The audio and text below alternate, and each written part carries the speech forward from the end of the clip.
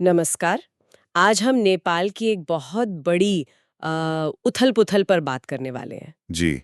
वहाँ की जो ज़ी पीढ़ी है, मतलब युवा पीढ़ी, उन्होंने विरोध प्रदर्शन करके सरकार को इस्तीफा देने पर मजबूर कर दिया। ये तो कमाल ही हो गया। हाँ, बिल्कुल। ये घटनाक्रम एकदम अचानक नहीं हुआ, पर जिस तरह से अपने चरम पर पहुंचा, वो वाकई चौंकाने वाला है। तो आज इसी पूरी कहानी की कह सकते हैं पड़ताल करेंगे। जी। हमारा जो आक्रोश भड़का, इसकी जड़ें कहाँ हैं? हम्म। मतलब कौन सी वजह थी जिन्होंने इस आग को हवा दी? और सबसे जरूरी, इसका मतलब क्या है? हम इसमें भ्रष्टाचार, बेरोजगारी, नेपोटिज्म यानी भाई भतीजावाद और वो जो सोशल मीडिया बैन था, हाँ, वो बैन। उसकी भूमिका को भी देखेंगे। क्या उसी ने आग में घी डाला? बिल्कुल। तो देखिए, कहानी की शुरुआत उन खबरों से हुई जिन्होंने सबको हिला के रख दिया। प्रधानमंत्री केपी शर्मा ओली का इस्तीफा। हाँ, ये कोई छोटी बात तो नहीं थी। बिल्कुल नहीं। और सिर्फ इस्तीफा ही नहीं, खबरें तो ये भी आईं कि हालात काबू से बाहर हो गए कि प्रधानमंत्री आवास, संसद भवन, वहां आग लगा दी गई। जी हाँ, आगजनी हुई। और इतना ही नहीं, वित्त मंत्री को तो सड़क पर दौड़ाकर जूतों से पीटा गया। ओ, ये तो मतलब गुस्से का एक बहुत ही भयानक रूप था। ये बहुत गहरे और फैले हुए असंतोष का प्रतीक था, आप कह सकते हैं। और दुख की बात यह है कि हिंसा यहीं नहीं रुकी। एक पूर्व प्रधानमंत्री के घर में आग लगी और उसमें उनकी पत्नी की मौत हो गई। हे भगवान, ये सब सुनकर तो यही सवाल उठता है कि आखिर इतना ज्यादा गुस्सा क्यों? क्या ये सब सिर्फ इसलिए हुआ कि सरकार ने फेसबुक, इंस्टाग्राम जैसे प्लेटफॉर्म बैन कर दिए थे? नहीं नहीं, लगता तो नहीं है। जैसा आपने भी कहा, सिर्फ सोशल मीडिया बैन इतनी बड़ी वजह शायद नहीं हो सकती। हाँ, वही मैं सोच रही थी। ये मामला जरूर कई परतों वाला है। आप बिल्कुल सही करिए। देखिए, सोशल मीडिया बैन एक चिंगारी जरूर था, पर बारूद तो आप कह लीजिए कई सालों से जमा हो रहा था। हम्म। इसकी शुरुआत हुई 8 सितंबर 2025 को। हजारों युवा काठमांडू की सड़कों पर उतर आए। युवा मतलब वही जेनजी? हाँ, ज्यादातर 20-25 साल के बीच के। कई तो स्कूल कॉलेज की यूनिफॉर्म में भी थे। अच्छा, जिन्हें हम अक्सर अनुभवहीन समझते हैं, वो पीढ़ी सड़कों पर थी। और ये प्रदर्शन किसी एनजीओ ने आयोजित किया था, हमी नेपाल। जी हाँ, हमी नेपाल नाम के एनजीओ ने। और वो काठमांडू में एक जानी मानी जगह है, मेती घर मंडाला। वहां से संसद भवन की तरफ एक शांतिपूर्ण मार्च निकाल रहे थे। शांतिपूर्ण मार्च। लेकिन शांति तो ज्यादा देर टिकी नहीं है ना। नहीं टिकी। सरकार ने उन्हें रोकने के लिए पुलिस लगा दी और बस वहीं से मामला बिगड़ना शुरू हुआ। पुलिस ने क्या किया, कैसे रोका? पहले तो पानी की बौछारें, फिर आंसू गैस और रबर बुलेट का भी इस्तेमाल किया। लेकिन प्रदर्शनकारी पीछे हटने को तैयार नहीं थे। तो फिर झड़पें हुई। हाँ, झड़पें शुरू हो गईं। कुछ प्रदर्शनकारी तो वो संसद परिसर के अंदर भी घुस गए। ओह, और उसके बाद वो हुआ जिसकी किसी ने मतलब उम्मीद भी नहीं की होगी। बिल्कुल। असली गोलियां पुलिस ने प्रदर्शनकारियों पर सीधी फायरिंग की। क्या? असली गोलियों से? जी हाँ, लाइव बुलेट्स। रिपोर्ट्स के मुताबिक कम से कम 19 प्रदर्शनकारी मारे गए और मरने वालों में एक 12 साल का बच्चा भी शामिल था। 12 साल का बच्चा? है भगवान। और 400 से ज्यादा लोग घायल हुए। ये रबर बुलेट वाली बात नहीं थी, ये असली गोलियां थी। इस एक कदम ने पूरे हालात को ही बदल कर रख दिया। जाहिर है, असली गोलियां चलाना तो किसी भी लोकतंत्र में बहुत बहुत ही गंभीर बात है। इसने तो गुस्से को और भड़का दिया होगा। भड़काया नहीं, इसने तो आग में घी डाल दिया। जैसे ही ये खबर फैली कि पुलिस ने सीधी फायरिंग की, पूरे देश में गुस्सा और ज्यादा भड़क गया। हम्म। जो लोग शायद पहले घरों में थे, वो भी सड़कों पर आ गए। प्रदर्शनकारियों की संख्या तेजी से बढ़ने लगी, सड़कें भर गई। सरकार ने कर्फ्यू लगाने की भी कोशिश की थी, सुना। हाँ, दोपहर में करीब 3:30 बजे कर्फ्यू लगाया गया, लेकिन उसका कोई असर नहीं हुआ। लोगों का हुजूम सड़कों पर था, उसे रोकना मुश्किल था। और ये सिर्फ काठमांडू में नहीं हो रहा था। नहीं, बिल्कुल नहीं। काठमांडू के साथ साथ पोखरा, बुटवल, भरतपुर, दमक, इन सब शहरों में भी जोरदार प्रदर्शन शुरू हो गए। और ये देखते देखते एक राष्ट्रव्यापी आंदोलन बन गया। तो ये तो साफ है कि पुलिस की कार्रवाई ने हालात बिगाड़े। पर अब थोड़ा उन बुनियादी वजहों पर आते हैं जो ये गुस्सा मतलब जो जमीन तैयार कर रही थी। हाँ। सोशल मीडिया बैन की बात बार बार आती है। क्या वो सच में मुख्य वजह थी या बस एक तात्कालिक कारण? देखिए, तात्कालिक कारण तो वो जरूर था, एक ट्रिगर पॉइंट कह सकते हैं। लेकिन कहानी उससे कहीं ज्यादा गहरी है। अच्छा। हुआ ये कि नवंबर 2023 में सरकार एक नियम लेकर आई। उन्होंने कहा कि जितनी भी सोशल मीडिया कंपनियां हैं, उनको नेपाल के सूचना प्रौद्योगिकी मंत्रालय में रजिस्टर करना होगा और अपना ऑफिस भी यहां खोलना होगा। और इसके पीछे तर्क क्या दिया गया? तर्क दिया गया कि इससे hate speech, fake news, online fraud, इन सब पर लगाम लगेगी। और कंपनियों का क्या रुख रहा? चीन का जो टिकटॉक है उसे छोड़ दें तो किसी भी बड़ी कंपनी ने, मतलब फेसबुक, गूगल, ट्विटर, किसी ने रजिस्ट्रेशन नहीं कराया। तो फिर मामला कोर्ट में गया? जी, मामला सुप्रीम कोर्ट तक पहुंचा और कोर्ट ने सरकार को इजाजत दे दी कि जो प्लेटफॉर्म रजिस्टर नहीं है उन्हें बैन किया जा सकता है। जिसके बाद सरकार ने आखिरी चेतावनी जारी कर दी। हाँ, 28 अगस्त 2025 को कहा कि 3 सितंबर तक रजिस्टर करो वरना बैन झेलना पड़ेगा। कंपनियां नहीं मानी तो Facebook, Instagram, WhatsApp, YouTube, Twitter ऐसे 26 प्लेटफॉर्म बैन कर दिए गए। पर टिकटॉक चलता रहा। हाँ, दिलचस्प बात यही है कि टिकटॉक बैन नहीं हुआ, वो चलता रहा। अच्छा, तो जो प्रदर्शनकारी थे उन्होंने इस बैन को कैसे लिया? क्या वो सरकार के तर्क से सहमत थे? बिल्कुल नहीं। उनका तो सीधा आरोप था कि ये बैन असल में सरकार के खिलाफ जो आवाजें उठ रही हैं उनको दबाने की साजिश है। क्योंकि वो वीडियो वायरल हो रहे थे। हाँ, सोशल मीडिया पर और खासकर टिकटॉक पर, क्योंकि बाकी तो बैन हो गए थे। ऐसे कई वीडियो चल रहे थे जिनमें सरकारी भ्रष्टाचार की बातें थीं, नेताओं के रिश्तेदारों की लग्जरी लाइफस्टाइल दिखाई जा रही थी। तो प्रदर्शनकारियों को लगा कि सरकार इसी तरह के कंटेंट पर रोक लगाना चाहती है। एक प्रदर्शनकारी ने तो कहा भी, ये हमारी अभिव्यक्ति की आजादी पर हमला है, वो हम पर तानाशाही थोपना चाहते हैं। इस बैन का असर आम लोगों की जिंदगी और अर्थव्यवस्था पर भी पड़ा होगा। हाँ, काफी असर पड़ा। नेपाल का जो पर्यटन उद्योग है वो अर्थव्यवस्था के लिए बहुत जरूरी है और वो प्रचार के लिए सोशल मीडिया पर बहुत निर्भर करता है, तो उस पर बुरा असर पड़ा। और जो लोग विदेश में काम करते हैं, हाँ, वो भी। लाखों नेपाली बाहर काम करते हैं, उनके लिए व्हाट्सएप जैसे मैसेजिंग ऐप ही परिवार से जुड़ने का सबसे आसान जरिया थे। वो बंद हो गए तो आम लोगों के रोजमर्रा की जिंदगी में भी मुश्किलें पैदा हुई। तो ये सोशल मीडिया बैन वाकई एक बड़ा मुद्दा बन गया। लेकिन जैसा आपने कहा, बारूद पहले से जमा था और उस बारूद का एक बड़ा हिस्सा था भ्रष्टाचार, है ना? निश्चित रूप से भ्रष्टाचार नेपाल की राजनीति में एक बहुत पुरानी और गहरी समस्या है। और युवा पीढ़ी इस बात से बहुत ज्यादा निराश है कि देश के कमांड दशकों से वही गिने चुने कुछ चेहरों के पास है। केपी शर्मा ओली, पुष्प कमल दहल प्रचंड, शेर बहादुर देउबा, ये सब 70 साल से ऊपर के नेता हैं और बारी बारी से सत्ता में आते रहते हैं। और ये सब मुख्य तौर पर 3 पार्टियों से जुड़े हैं, नेपाली कांग्रेस और नेपाली कम्युनिस्ट पार्टी, जिसके वो 2 धड़े हैं, सीपीएन यूएमएल और सीपीएम माओइस्ट सेंटर। जी हाँ, और इन तीनों पार्टियों के इन बड़े नेताओं पर भ्रष्टाचार के गंभीर आरोप हैं, जैसे कि शेर बहादुर देउबा, नेपाली कांग्रेस, उन पर एक विमान खरीद सौदे में कमीशन लेने का आरोप है। उनकी पत्नी आरजू राणा देउबा, जो विदेश मंत्री भी थीं, उन पर तो एक बहुत बड़ा स्कैम का आरोप है, नेपाली नागरिकों को फर्जी भूटानी शरणार्थी बताकर अमेरिका भेजने का। बाप रे।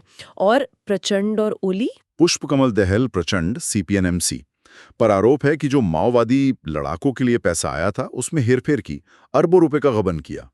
और KP Sharma Oli, CPN UML पर हाल ही में एक मामला चल रहा है। सुप्रीम कोर्ट के आदेश के खिलाफ जाकर एक चाय बागान की जमीन को कमर्शियल इस्तेमाल के लिए दे दिया, उसमें भ्रष्टाचार की जांच हो रही है। ये तो सिर्फ मौजूदा नेता हुए। इनके अलावा 3 और पूर्व प्रधानमंत्रियों पर भी सरकारी जमीन निजी लोगों को बहुत सस्ते में बेचने का आरोप है। मतलब ये समस्या बहुत व्यापक है। ये तो ऐसा लग रहा है जैसे भ्रष्टाचार ने सिस्टम में जड़ें जमा ली हैं। विडंबना देखिए, एक नियम है जो शायद इसे और बढ़ावा देता है। 2006 से एक नियम है कि अगर कैबिनेट कोई नीतिगत निर्णय लेती है तो उस फैसले के लिए मंत्रियों या अधिकारियों पर भ्रष्टाचार की जांच नहीं हो सकती। क्या मतलब? नीतिगत निर्णय के नाम पर कुछ भी कर सकते हैं? आलोचक यही कहते हैं कि इस नियम की आड़ लेकर बड़े पैमाने पर भ्रष्टाचार किया जाता है, कोई जवाबदेही नहीं रहती। इसी निराशा की वजह से क्या मार्च 2025 के प्रदर्शनों में कुछ लोग ये तक कहने लगे थे कि राजशाही ही ठीक थी? हाँ, ये बात उठी थी। ये दिखाता है कि लोग मौजूदा लोकतांत्रिक व्यवस्था से कितने हताश हो चुके हैं। हमें याद रखना चाहिए कि नेपाल 2008 तक राजशाही था। 2006 की क्रांति और माओवादी विद्रोह के बाद लोकतंत्र आया, लेकिन पिछले 17 सालों में 13 बार सरकारें बदली हैं। ये अस्थिरता और ऊपर से ये भ्रष्टाचार, इसने लोगों का भरोसा बुरी तरह तोड़ा है। भ्रष्टाचार तो है ही, लेकिन बेरोजगारी भी एक बहुत बड़ा जलन पैदा करने वाला मुद्दा रहा है। बिल्कुल, बहुत बड़ा मुद्दा। 2024 के आंकड़े देखें तो नेपाल में युवा बेरोजगारी दर करीब 21% थी। मतलब हर 5 में से 1 युवा बेरोजगार। 21%? ये तो बहुत ज्यादा है। हाँ, देश में नए अवसर बन ही नहीं रहे, इसलिए लाखों लोगों को काम के लिए विदेश जाना पड़ता है। और हालत इतनी खराब हो गई थी कि लोग जान जोखिम में डालकर रूस यूक्रेन युद्ध में लड़ने चले गए। ये खबर सच है। हाँ, ये कड़वी सच्चाई है। ये दिखाता है कि देश में हालात कितने खराब हैं, अवसरों की कमी कितनी ज्यादा है। हजारों नेपाली युवा सिर्फ पैसा कमाने के लिए रूसी सेना में भर्ती हो गए। हजारों? जी, फरवरी 2024 तक तो ये संख्या 15,000 से ज्यादा बताई जा रही थी। 15,000? और उन्हें बस कुछ हफ्तों की ट्रेनिंग देकर सीधे फ्रंट लाइन पर भेज दिया जा रहा था। जाहिर है, कई मारे भी गए। लेकिन वो ऐसा क्यों कर रहे थे? सिर्फ पैसे के लिए? हाँ, मुख्य वजह पैसा ही था। रूस उन्हें अच्छा खासा पैसा दे रहा था। बोनस और सैलरी मिलाकर महीने का करीब $4,000। $4,000? हाँ, जो नेपाली रुपए में लगभग 5 लाख बनता है। ये रकम नेपाल में कमाना उनके लिए नामुमकिन जैसा था। तो एक तरह से उनकी मजबूरी और हताशा का फायदा उठाना था। और इसी माहौल में जब एक तरफ आम युवा अपनी जान दे रहा था या बेरोजगार था, तब नेताओं के बच्चों की जो लाइफस्टाइल की वो और ज्यादा चुभ रही होगी। बिल्कुल, ये भाई भतीजावाद यानी नेपोटिज्म का मुद्दा यहीं से और गर्माया। कैसे? एक तरफ देश की ये भयानक सच्चाई थी और दूसरी तरफ सोशल मीडिया पर नेताओं और उनके बच्चों की तस्वीरें थीं। महंगी विदेश यात्राएं, डिजाइनर कपड़े, लग्जरी गाड़ियां। ये जो कॉन्ट्रास्ट था ना, ये बहुत तीखा था। और लोग इसे देख रहे थे, इस पर बात कर रहे थे। हाँ, खासकर टिकटॉक पर, क्योंकि बाकी तो बंद थे। हैशटैग चलने लगे, hashtag Nippo kids, Nippo baby. लोग सवाल पूछ रहे थे कि भाई जब देश का आम नौजवान भूखा मर रहा है या विदेश में जान दे रहा है, तो ये नेपो किड्स इतनी ऐश की जिंदगी कैसे जी रहे हैं? कहाँ से आ रहा है ये पैसा? प्रदर्शनों में भी इसका जिक्र आया था, वो पोस्टर वाली बात। हाँ, वो पोस्टर बहुत वायरल हुआ। 8 सितंबर के प्रदर्शन में किसी ने एक पोस्टर उठाया था जिस पे लिखा था, नेताओं के बच्चे विदेश से गुच्ची बैग लाते हैं और आम लोगों के बच्चे ताबूत में लाए जाते हैं। ये तो सीधा हाँ, इशारा। ये सीधा इशारा था उन नेपाली युवाओं की तरफ जो रूस यूक्रेन युद्ध में मारे गए थे। इसने लोगों के अंदर जो दर्द और गुस्सा था उसे एकदम सामने ला दिया। तो ये सारी चीजें, सालों से जमा हो रहा भ्रष्टाचार, भयानक बेरोजगारी, आंखों में चुभने वाला भाई भतीजावाद और फिर ऊपर से वो सोशल मीडिया बैन, इन सब ने मिलकर एक विस्फोटक मिक्सचर तैयार कर दिया था। बिल्कुल। जब विरोध इतना ज्यादा बढ़ गया तो सरकार ने क्या किया? मतलब संभालने की कोशिश कैसे की? पहले तो सरकार ने इसे दबाने की कोशिश की। जब उससे बात नहीं बनी तो फिर वो पुराना हथियार निकाला, राष्ट्रवाद का। राष्ट्रवाद का कार्ड। जी, प्रधानमंत्री ओली ने बयान दिया कि वो अहंकार के आगे नहीं झुकेंगे और राष्ट्रीय हित के खिलाफ कोई समझौता नहीं करेंगे। ये अक्सर होता है, जब सरकारें आलोचना से घिरती हैं तो वो राष्ट्रवाद की दुहाई देने लगती हैं। लेकिन क्या इस बार ये काम आया? नहीं, इस बार जनता का गुस्सा बहुत ज्यादा था। राष्ट्रवाद का कार्ड बुरी तरह पिट गया। दबाव इतना ज्यादा बढ़ा कि पहले गृह मंत्री ने नैतिक जिम्मेदारी लेते हुए इस्तीफा दे दिया। अच्छा, और वो बैन हटा लिया? हाँ, सोशल मीडिया पर जो बैन लगा था उसे लगा लिया गया। पर तब तक शायद देर हो चुकी थी। प्रदर्शनकारियों के लिए ये काफी नहीं था। बिल्कुल, आग इतनी फैल चुकी थी कि सिर्फ बैन हटाने से वो बुझने वाली नहीं थी। लोगों का गुस्सा अब सीधे सत्ता के शिखर पर बैठे लोगों के खिलाफ हो चुका था। प्रधानमंत्री, राष्ट्रपति, यहां तक कि विपक्ष के नेता के घरों पर भी हमले हुए। आगजनी हुई। हालात इतने बिगड़ गए कि सेना को आना पड़ा। हेलीकॉप्टर से मंत्रियों और अधिकारियों को सुरक्षित निकालना पड़ा। बाप रे। और आखिरकार प्रधानमंत्री को जाना ही पड़ा। जी, आखिरकार 9 सितंबर को दोपहर करीब 2 बजे प्रधानमंत्री केपी शर्मा ओली ने इस्तीफा दे दिया। जिंदगी का ये आंदोलन एक तरह से कामयाब हो गया। तो ओली के इस्तीफे के बाद अब क्या स्थिति है नेपाल में? क्या प्रदर्शन रुक गए हैं? देखिए, जिस समय का हमारा सोर्स है, यानी वो वीडियो ट्रांसक्रिप्ट, उस समय तक प्रदर्शन रुके नहीं थे। अच्छा, अब क्या मांग है उनकी? अब उनकी मांग सिर्फ इस्तीफे तक नहीं है, वो व्यवस्था में बदलाव चाहते हैं, सिस्टमिक रिफॉर्म्स। नेपाल के जो सेना प्रमुख हैं, उन्होंने भी राष्ट्र के नाम संदेश जारी करके शांति की अपील की है। तो स्थिति अभी भी थोड़ी तनावपूर्ण है। ये पूरी घटना अगर देखें तो कई मायनों में एक सबक है, एक चेतावनी है। बिल्कुल, ये साफ तौर पर दिखाता है कि जब सत्ता में बैठे लोग जनता की आवाज को लगातार अनसुना करते हैं, भ्रष्टाचार को बढ़ने देते हैं, बेरोजगारी जैसे असली मुद्दों को नजरअंदाज करते हैं, युवाओं की उम्मीदों को तोड़ते हैं, तो असंतोष किस हद तक जा सकता है। और ये सिर्फ नेपाल की बात नहीं है। नहीं, ये दुनिया भर की सरकारों के लिए एक सबक है। जनता की ताकत को और खासकर आज की युवा पीढ़ी की ताकत को कम आंकना बहुत बड़ी भूल हो सकती है। लेकिन इसमें एक चिंता की बात भी है, जिसका जिक्र आपने किया था। हाँ, वो ये कि कुछ ऐसे समूह भी हैं जो इस अस्थिरता का, इस उथल-पुथल का फायदा उठाना चाहते हैं। किस तरह का फायदा? वो शायद लोकतंत्र को कमजोर करने की कोशिश कर रहे हैं और दबी जबान में ही सही राजशाही की वापसी की बातें कर रहे हैं। ये एक खतरनाक दिशा हो सकती है। हाँ, क्योंकि नेपाल ने लोकतंत्र के लिए बहुत लंबा संघर्ष किया है। बिल्कुल, इसलिए समाधान जो भी हो वो लोकतांत्रिक ढांचे के अंदर ही खोजना होगा।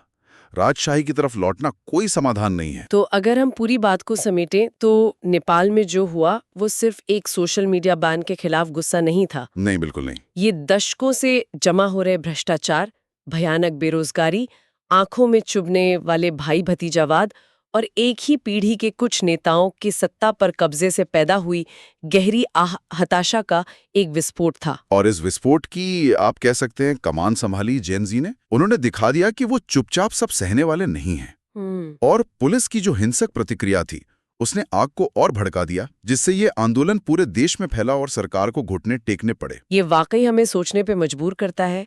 एक पीढ़ी जिसे अक्सर कहा जाता है कि वो तो बस सोशल मीडिया में खोई रहती है, राजनीति से उदासीन है, जब वो पीढ़ी अपने देश की इतनी गहरी, इतनी पुरानी समस्याओं के खिलाफ इतनी ताकत से खड़ी हो जाती है, तो क्या ये सिर्फ नेपाल की ही कहानी है? एक अलग मामला? ज्यादा सक्रिय हो रही है? क्या वो अपनी ताकत को पहचान रही है? ये एक बड़ा सवाल है। हाँ, और इसका जवाब शायद आने वाले वक्त में दुनिया भर की राजनीति की दिशा तय करेगा। इस पर सोचना जरूरी है। बिल्कुल। और इसी विचार के साथ आज की ये पड़ताल हम यहीं रोकते हैं। हमारे साथ जुड़ने के लिए बहुत बहुत धन्यवाद। धन्यवाद।